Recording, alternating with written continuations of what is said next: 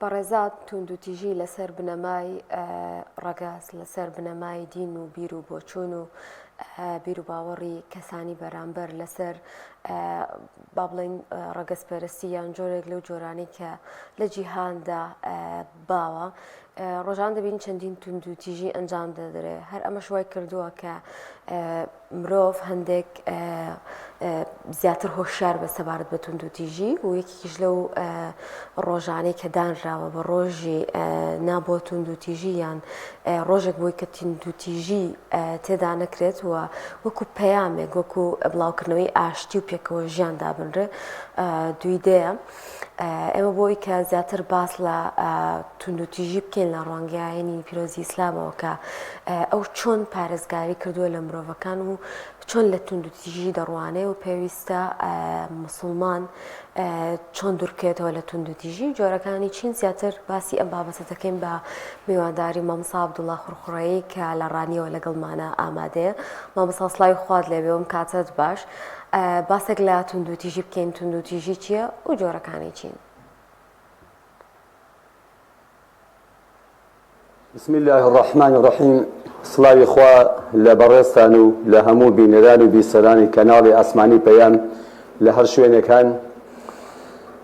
مرۆڤ هەر لەو کاتەوە کە خوای گەورە دروستی دەکا مرۆڤ دوو هێزی تێدایە، فەئەلهەمەها فوجوورەها وتەقواها، هێزی چاکە و هێزی خراپەکاری تێدایە کە دیارە هێزی چاکە لە خواوە سەرچاوە دەگرێت و پێغەمبەران و ساڵحان و پیاوچاکان و مسلمانان پیادەی دەکەن و هێزی خراپەش لە شەیتانەوە سەرچاوە دەگرێت و ئینسان کاتێک کە لە دین و ئاین و شەریعەت و بەرنامی خوا دوور دەبێ بە سەریدا زاڵ دەبێ.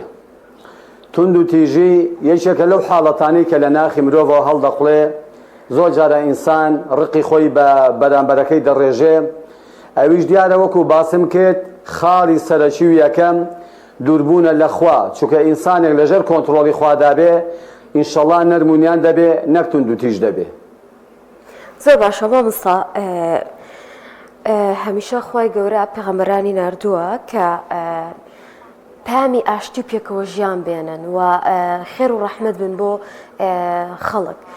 ئایا بەڕاستی ئیسلام هیچ کاتێک لایەنگری توندوتیژی ئەکات یان توندوتیژی پێڕەوایە؟ ئەو پێغەمبەرانی کە خوای گەورە لە قورئاندا باسییان دەکا هەرێکێ لەو پێغەمبەرە بەڕێزانە پێش هاتنی کۆمەلگاکان کۆمەلگایەکی ئاژەڵداری بووە، کۆمەلگایەکی دارستانی بووە، کۆمەلگایەکی دەسەڵات و بێدەسەڵات بووە، دەسەڵاتدارەکان بەهێزەکانی قوت داوە. بە تایبەتی کاتێک کە لە قورئان و لە ژیاننامەی پێغەمبەری خۆمان محەممەد الموستەفا وردەبینەوە تەماشا دەکەین کۆمەلگای قوڕەشی چه کۆمەلگایەک بووە. کۆمەلگایەکی پیاوکوش بووە، کۆمەلگایەکی ڕیباخۆڵ بووە، کۆمەلگایەک بووە زیندە بەچاڵی ئافرەتانی کردووە، کۆمەلگایەک بۆ منداڵانی بێناز کردووە، کۆمەلگایەک بووە قۆرەخکاری بازاڕی کردووە. بۆیە یەکێک لە پەیامە هەرە گرنگەکانی ئیسلام کە ئیسلام و مسلمانان شانازی پێوە دەکەن بریتیە لە پەیامی ئاشتی، لە پەیامی نەرمونیانی، لە پەیامی ئارامی، لە پەیامی خۆشەویستی. چ لە سەردەمی مەکەدا کە پێغەمبەر عەلەیهی سەلات وەسەلام هات کە کۆمەلگای قوڕەیشی لە شاری مەکەدا کۆمەڵەکەی توندوتیژ بووم و چ لە قۆناغی مەدینەدا پێشەوەی کە پێغەمبەری خوا بچێ بۆ مەدینە هەردوو تیرەی ئەوس و خەزرەج کە زۆر تیرەی گەورە بوون نزیکەی 100 بوو دوژمنایەتیان بوو. ئەم سڵح و ئاشتەوایە بە کەس نەدەکرا لە مەدینە، بەڵام لەسەر دەستی پێغەمبەری خوادا کۆتایی پێهات. ئیسلام نەک هەر پشتیوانی لە توندوتیژی ناکە، هەر لە نەفسی خۆتەوە هەتا منداڵەکانت، هەتا خێزانت، هەتا باوکو دایکت، هەتا دراوسەکانت، هەتا خزمەکانت، هەتا دەوروبەرت، بە هەموو شێوەیەک ئیسلام ئینسانی مسلمان هان دەدا کە لەگەڵ بەرامبەرەکەیدا بە ڕەحم و بەزەی و نەرمونیان بێ. مامۆستا، توندوتیژی لەسەر بنەمای ڕنگ، لەسەر بنەمای بیرروڕا، لەسەر بنەمای ئاین، لەسەر بنەمای نەژاد پەرستی هۆکارەکەی چییە و ئایا بەڕاستی دەکرێت بەهۆی ئەمانەوە ئێمە توندوتیژی بەرامبەر یەکتری بکەین؟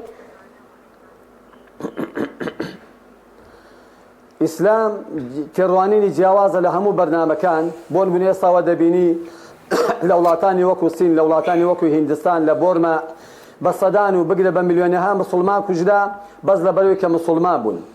سەرەتا خوای گەورە لە قورئاندا پێمان دەفەرمێ لا ئیکراهە فی الدین قد تبین الرشد من الغی. خوای گەورە دەفەرمێ زۆریکردن لە دیندا نییە، زۆریکردن لە ئیسلامدا نییە، چونکە کەسێک بە زۆری مسلمان بێ لە دڵەوە قەناعەتی پێی نەبێ دەکا منافق و دووڕوو. لەلایەنە دینیەکەیدا ئیسلام ڕێگا بە ئێمە نادە کە زۆری دینی لە هیچ کەسێ بکەین. دین ئازادە، وەکو چ لە سەردەمی مەکەیان لە سەردەمی مەدینێ پێغەمبەری خوا عەلەیهی سەلات وەسەلام هیچ کەسی بە زۆری مسلمان نەکردووە. لەلایەنی ئاینیەوە بەو شێوەیە، لەلایەنی ئینسانەتیشەوە تەماشا دەکەی خوای گەورە لە قورئاندا بەس نەیفەرمووە ئیمانداران، بەڵکو زۆر جاران دەفەرمێ یا ئەیوهە الناس و ئەی خەڵکینە، یا ئەیوهە الئینسان ئەی مرۆڤەکان، ئەی ئادەمی زادەکان. ئیسلام لە قۆناغی بێدەسەڵاتیدا یان لە قۆناغی دەسەڵاتیدا بە چاوی ئازادی بۆ مرۆڤەکانی ڕوانیوە. ئیسلام هیچ کاتێ دەسەڵاتی خۆسەپێنی بەسەر کۆمەلگادا نەچەسپاندووە، نە لەلایەنی ئاینی، نە لەلایەنی نەژادی، نە لەلایەنی تیرە و تایفەوە. مامۆستا ئەوروپا ڕۆژئاوا بەگشتی بە سەرچاوەی مافی مرۆڤ دادەنرێت، بەڵام دەبینین لە جەنگی جیهانی یەکەم و دووەمدا ملیۆنان کەس کوژران، ملیۆنان کەس بریندار بوون و ئێستاش ڕووداوەکانی غەزە و فەڵەستین کە بینین هەردەستی ئەو وڵاتانەیە. ئایا بەڕاستی ئەو جیاوازیە چییە کە لە نێوان ئیسلام و لە نێوان ڕۆژئاوایە هەیە ڕوانگەیان سەبارەت بە توند و تیژی بەتایبەت؟ ئەوەی کە ئێستا جیهانیان پڕ کردووە بە ناوی مافی مرۆڤەوە، بە ناوی ئاشتی خوازیەوە، لە ڕاستیدا هیچ جوانیە، ئەسڵ و ئاساسی نییە، چونکە ئەوان لە نەتەوەی یەکگرتوەکان بەناو ئەنجومەنی ئاسایشیان هەیە کە چەم ئەندامێکی وڵاتە زلهێزەکانن و ڤیتۆ بەکاردێنن. جا تۆ تەماشا ئەو چاواشەکاری کە بەرامبەر بە مرۆڤایەتی کردویانە. بۆ نمونە چوار دەوڵەت دەڵێن بە ئەم دەوڵەتە لێی نەدرێ، دەوڵەتێک دەڵێ دەبێت لێی بدرێ. کاتێ چوارەکە زۆرینن بە قسەیان ناکرێ، یەک دەوڵەتەکە ڤیتۆ بەکاردێنێ، دەڵێ دەبێت هەر لێی بدرێ. چ ئەوەی جەنگی جیهانی یەکەم، چ ئەوەی جەنگی جیهانی دووهەم، چ سڕینەوەی ئەو هەموو وڵات و میلەتانە، سڕینەوەی میلەتێکی وەکو چیچان لەسەر شانۆی ژیان کە دەسەڵاتیان نەما، نزیکەی 100 دانە ساڵە خەڵکێکی وەکو فەلەستین، نزیکەی 100 دانە ساڵە خەڵکێکی وەکو کوردستان لە هەر چوار پارچەکە زوڵمی لێ دەکرێت. هەر وڵاتێک کە بۆ خۆیان حەزیان لێ نەبوو، حەزیان لە چارەی نەبوو، ملکەتی وان نەبوو، بە ژێرەی بەرنامەیوان بە ڕێگادا نەڕۆیشت، بەهانەیەکی پێدەگرن و شەڕی لێ دەفرۆشن. ئەم هەموو بازرگانی کە ئەوان لەگەڵ میلەتاندا دەیکەن، ئەم هەموو شەڕەی کە ئەوان دروستی دەکەن، دەیەها جەنگی وەکو عێراق و ئێران، وەکو عێراق و کوێیت، جەنگە ناوخۆیەکان، جەنگی رووسیا و کرواتیا، جەنگی ئەفغانستان، جەنگی چیچان، جەنگی فەلەستین، هەمووی لە بەرژەوەندی خۆیاندایە. بە هیچ شێوەیە کە باسی مافی مرۆڤ دەکەن ئەسڵ و ئاساسی نیە، تەنها ڕووکەشە بگرە زیاتر کە باسی مرۆڤ دەکەن مەبەستیان پێ مرۆڤێکی ئەوروپیە، مرۆڤێکی جوولەکەیە، مرۆڤێکی مەسیحیە. ئەگەر نا ئەوەی کە ئێستا ئەم ساڵی ڕابردوو لە غەزەی کرا، ئەگەر لە هەر شوێنێ بکرایە، لە هەر وڵاتێکی ئەوروپی بکرایە، ئەو غەدرا لە جوولەکەیەک و لە مەسیحێک بکرایە، بێگومان جەنگی جیهانی سێهەمی لەسەر بەرپا دەبوو. بەڵام چونکە ئەوەی کە دەکوژرێ مسلمانە و خوێنی مسلمانیش هەرزانە، بۆیە سەفقە و تەبادولاتی پێ دەکەن و بازرگانی پێوە دەکەن وەکو نەبای هاتبێتەوە نەباران. مامۆستا توندوتیژی و کوتزانین ئێستا شتێکی زۆر باوە. ئەگەر بگەڕێنەوە بۆ مێژوش ئەو کەسانی کە دەسەڵاتدار بوون و با بڵین دەسەڵاتێکی ستەمکارانەیان هەبوو، بە نمونە نەمرود، فیرعەون، ئەبوو جەهل، هەموو ئەو کەسانە بینین کە توندوتیژیان بەکار ئەهێنا. جا مەبەستی من لە پرسیار ئەوەیە کە ئایا بەڕاستی بێباوەڕبوون هۆکارێکە بۆ ئەوەی کە مرۆڤ پەنابەرێ بۆ توندوتیژی، یان بەڕاستی ئەگەر ئێمە بگەڕێنەوە بۆ ئیسلام، ئیسلام فەرمانمان پێ ئەکات کە بە هەموو شێوازێک لەمە دوور بکەوینەوە؟ هیچ جۆرە توندوتیژیەک هەیە لە ئاین ئیسلامە؟ گومان هەر بێگومان خاڵی سەرەکی وەکو سەرەتا باسم کرد، خاڵی سەرەکی دووربوونە لەخوا، نەبوونی ئیمانە. ئێستا ئەم جیهانی کە ئێستا دەبینی بۆتە جەهەنەمێکی گەورە، بۆتە دۆزەخێکی گەورە. لە ئەنجامی ئەوە ئەو زوڵم مستەمە ڕوودەدا، ئەوانەی زوڵم دەکەن، چ وەکو دەوڵەت، چ وەکو زلهێز، چ وەکو دەسەڵات، چ وەکو حیزبێک، کاتێک وەکو حکومەتێک زوڵم مستەم دەکەن، هەمووی لە ئەنجامی ئەوەیە کە ئەو کەسانە دوورن لەخوا و باوەڕیان بە ڕۆژێک نییە کە زیندووبوونەوە هەیە. ئەگەر ئینسان بزانێ زیندوو دەکرێتەوە و حساب و لێپرسینەوەی لەگەڵدا دەکرێت و مافی ئەو خەڵکی لێوە دەگیرێتەوە بێگومە ئینسان ناتوانێت زوڵم کە باشترین نمونە لە مێژووی بەشەردا هەبوو بێ نمونەی دەوڵەتەکەی پێغەمبەر عەلەیهی سەلات وەسەلام لە شاری مەدینەدا کە لەسەر دەستی پێغەمبەری خوا لە شاری مەدینەیدا جوولەکە و منافق و هەموو چین و توێژەکان دەژیان بەڵام نەماندی ڕۆژێ لە ڕۆژان کەسێک کە چەکدار نەبوو بێ لە بەرەی جەنگدا نەبوو بێ نەماندی منافقە کوژرا بێ نەماندی جوولەکەی کوژرا بێ نەماندی ئەستەمی لێکرا بێ نەماندی مافی پێشێلکرا بێ بەڵێ زۆر تاکید لەوەی دەکەمەوە خاڵی سەرەکی هەبوونی زوڵستەم ئەنجامی ئەوەیە کە ئەو مرۆڤە ئەو دەسەڵاتە دوورە لەخوا و باوەڕی بە ڕۆژێک نییە کە زیندووبوونەوە هەیە و حساب و لێپرسینەوەی لەگەڵدا دەکرێت. مامۆستا ئێوەکو خۆتان کە مامۆستایەکی ئاینین دڵنیام زۆر باشتر لە جۆرەکانی توندوتیژیە زانن بەڵام ئەوەی کە ڕەنگە زۆرێک پێی پێنەبە جۆرەکانی توندوتیژیە زۆر جار منێک کە باسی براکەمەکەم بە خراپە ئەوە بەڕاستی توندوتیژیە ینی دەمەوێت بەگشتی باس لەو جۆرە توندوتیژیانە بکەین کە ئێستا خەڵک ئەنجامیەدا بەرامبەر بە یەکتری ڕەنگە نەزانێت کە ئەمە بەڕاستی ئازاردانی کەسی بەرامبەردە. لە ڕاستیدا توندوتیژی بەس ئەوە نییە کە ئینسان بە دەست یان بە کوتەک یان بە چەک لە کەسێک بدە. توندوتیژی هەموو ئەو بەشانە دەگرێتەوە کە تۆ دەرونی بەرامبەرەکەت بریندار دەکەیت. ئەو پیاوەی کە لە ماڵەوە زوڵم مستەم لە خێزانەکەی دەکات و ئەو ئافرەتەی کە حەق و مافی مێردەکەی دەبین ناکە توندوتیژیە. ئەو باوکو دایکەی کە زوڵم مستەم لە منداڵەکانیان دەکەن جوان پەروەردەیان ناکەن پشتگوێیان دەخەن و ئەو منداڵانەی کە گوێڕایەڵی بۆ باوکو دایکەکانیان ناکەن توندوتیژیە. لەگەڵ خوشک و براکەت هەروایە برا خوشکەکە بەیەکەوە هەروایە هەموو چین و توێژەکان کاتێ ئینسان حەقی بەرامبەرەکەی پێشێل دەکە ئەوە توندوتیژیە. بۆیە کاتێ دەبینی لە ژیاننامەی پێغەمبەردا عەلەیهی سەلات وەسەلام خێزانەکانی پێغەمبەری خوا بۆمان دەجێڕنەوە بەدەمی خۆیان بۆمان دەجێڕنەوە دەڵێ باشترین هاوسەر لە ژیاندا پێغەمبەری خوا بووە. پێغەمبەری خوا ئەو خێزانانەی هەبوون بەڵام هەتا ئەو ڕۆژەی وەفاتی کردووە زلێشی لە خێزانێکی نەداوە. پێغەمبەری خوا باشترین باوکی بە وەفادار و میهرەبان بووە هەتا ئەو ڕۆژەی وەفاتی کردووە دڵی یەکێ لە ئەولادەکانی نەهێشاندووە. بەڵێ توندوتیژی هەموو لایەنەکان ژیان دەگرێتەوە هەموو حەق و مافەکان دابین دەکات.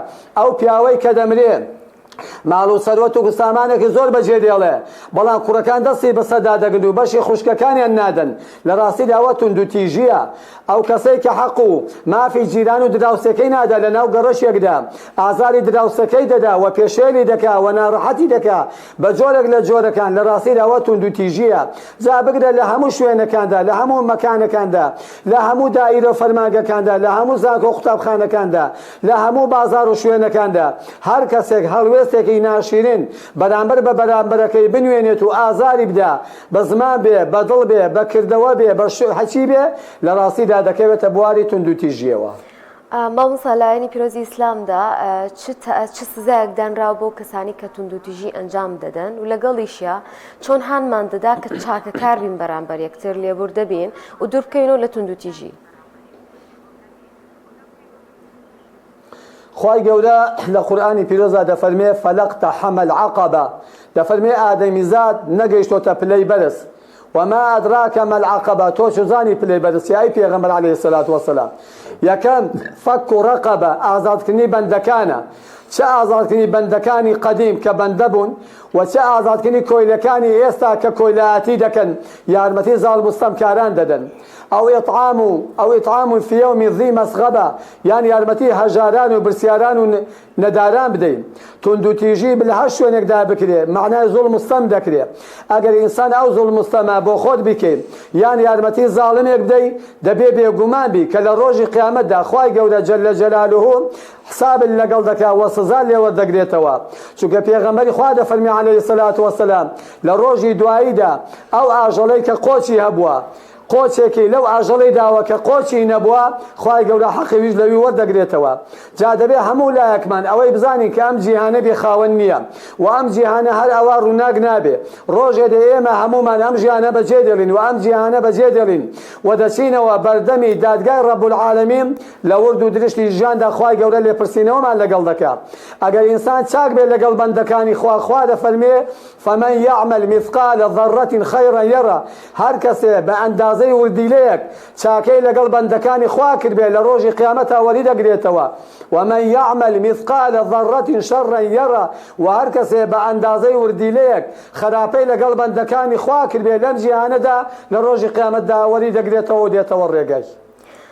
مامۆستا لە قورآنی پیرۆزدا کاتێک باس لە چیرۆکی موسا پێغەمبەر لەگەڵ فرعوندا دەکا کاتێک موسا عەلەیهی سەلام لەگەڵ براکەی هاڕون دەچێت بۆ لای فرعون خی گەورە پێی دەفەرمێ فەقولا لەهو قەولا لەینا واتە بە نەرمی لەگەڵیا بجوێن و لەگەڵیشان نمونەی سەرکردەمان زۆر هەیە بە نمونە سەلاحەدین ئەیوبی بە یەکێک لەو کەسایەتیە سەرکرداندا دەنرێت کە زۆر نەرمونیان بووە ئایا بەڕاستی پەنابرنە بەر نەرمونیانی پەنابرنە بەر گفتوگۆ بوون بە نمونەی باڵا لەناو کۆمەلگادا و چاولێکردن لەو کەسایەتیە مەزن و گەورانی کە لە ئیسلامدا باس کراون تا چەندێک کاریگەرە بۆی کێمە بەرەو ئاشتەوایی و دووربین لە هەموو جۆرەکانی تونند و تیژی.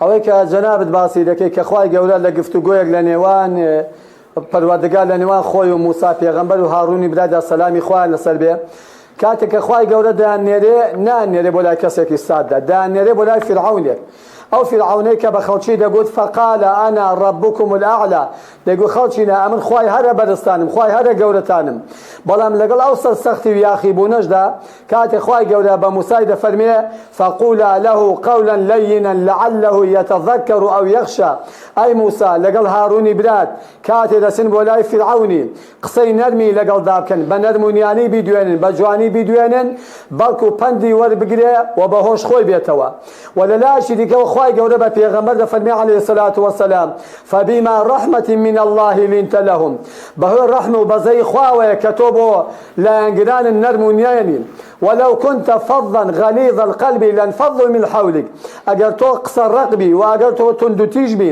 و ئەگەر گفتوگۆت ناخۆش و نالەبار بێ ئەوانەی لە دەوڵەتم بڵاوی لێ دەکەن و بە تەنیا دەمێنیەوە زۆر لە مێژە پێشینا گوتویانە مار بە قسەی خۆش لە کونێ دێتە دەر بەڕاستی هەتا چار بکرێ لە خاڵی یەکەمەوە دەست پێ دەکەت کە دڵە دەبێ ئەو دڵەمان بەرامبەر بە خەڵک بەگشتی بەرامبەر بە مسلمانان بە تایبەتی دڵەکەمان پاک بێ بۆی کاتێ دڵەکەمان پاک بوو زمانەکەمان چاک دەبێ بەو زمانە بە نەرمونیانی لەناو کۆمەلگادا بجوڵێنەوە دەوروبەرمان بدوێنین چونکە زۆر لە مێژە گوتویانە ئەوەی کە بە قسەی نەرم دەکرێ بە قسەی ڕق ناکرێ. زۆر سپاس دەکەین مامۆستا سپاس بۆ بەڕێز مامۆستا عەبدوڵڵا خورخوڕەیی بانگخواست کە لە ڕادیۆ ڕاستەوخۆ لەگەڵمانە بوو.